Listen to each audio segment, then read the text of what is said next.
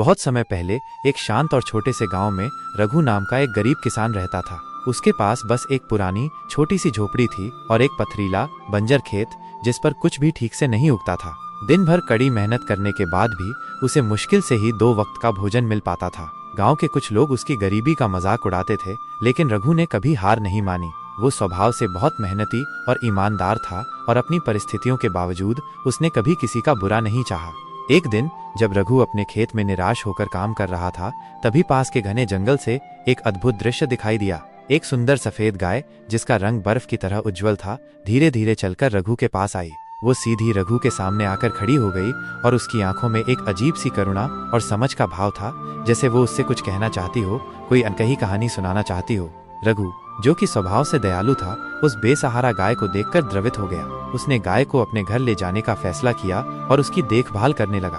उस दिन से रघु के जीवन में अप्रत्याशित और अद्भुत घटनाएं घटने लगी। हर सुबह जब रघु उठता तो वो देखता कि उसके बंजर खेत में हरी भरी फसल लहलहा रही है, बिना किसी बीज या प्रयास के। उसके छोटे से घर में हमेशा दूध और अनाज भरा रहता था और उसे कभी किसी चीज की कमी महसूस नहीं हुई। गांव वाले ये सब देखकर हैरान रह गए। वो किसान जो कल तक भूखा था, आज अचानक इतना संपन्न कैसे हो गया। वे दबी जबान से कानाफूसी करते और रघु की किस्मत पर आश्चर्य करते। एक रात जब सब सो रहे थे, रघु को अपनी झोपड़ी के बाहर कुछ अजीब आवाजें सुनाई दी। वो तुरंत बाहर निकला और उसने देखा कि वही सफेद गाय जंगल की ओर तेजी से भाग रही थी। रघु बिना सोचे समझे उसके पीछे दौड़ा, अंधेरे और घने जंगल में काफी दूर तक चला गया। अंत में गाय एक पुराने और जर्जर मंदिर के पास जाकर रुक गई। उस मंदिर में एक शांत और तेजस्वी बूढ़ा साधु ध्यान में बैठा था। जब उसने रघु को देखा तो उसके चेहरे पर एक रहस्यमयी मुस्कान आ गई। उन्होंने रघु से कहा, जिस गाय को तुमने इतने प्यार से पाला है, वो कोई साधारण पशु नहीं है। वो एक श्रापित आत्मा है जो सदियों से इस श्राप से मुक्ति की तलाश में भटक रही है। रघु यह सुनकर अवाक रह गया। साधु ने आगे बताया कि ये गाय वास्तव में एक देवी थी, जिन्हें अतीत में एक लालची और निर्दयी जमींदार ने सिर्फ सोने के लालच में मार डाला था। उनकी पवित्र आत्मा तब से एक गाय के रूप में भटक रही थी और केवल किसी सच्चे और ईमानदार व्यक्ति की निस्वार्थ सेवा से ही वो इस बंधन से मुक्त हो सकती थी। रघु की निस्वार्थ सेवा और प्रेम ने उस देवी की आत्मा को वो शांति और सच्चाई दिखाई जिसकी वो सदियों से प्रतीक्षा कर रही थी।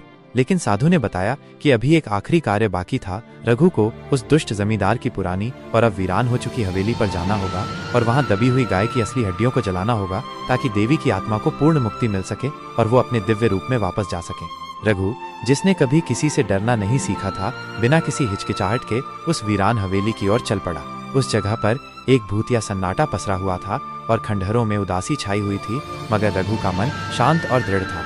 उसने उस जगह की पुरानी जमीन को खोदा और अंततः गाय की हड्डियां ढूंढ निकाली। जैसे ही उसने उन हड्डियों को अग्नि को समर्पित किया, आसमान में जोरदार बिजली कड़की और पूरी हवेली बुरी तरह से कांप उठी। पल भर में गाय की आत्मा एक तेजी से चमकते हुए प्रकाश में बदल गई।